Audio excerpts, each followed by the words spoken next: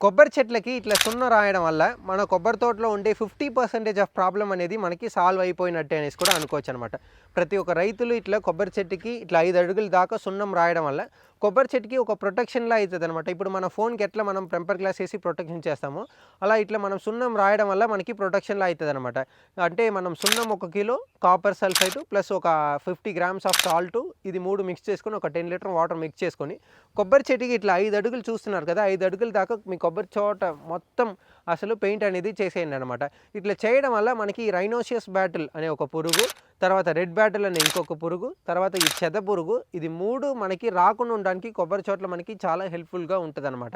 ఇట్లా చేసేస్తే మనం కొబ్బరి తోటని మనం అసలు పట్టించుకోవాల్సిన అవసరమే లేదనేసి కూడా చెప్పొచ్చనమాట.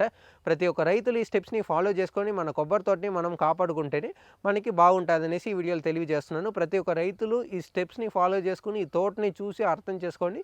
పెయింట్ అయితే చేసుకోండి. మీకు బెటర్ రిజల్ట్స్‌గా ఉంటాయి.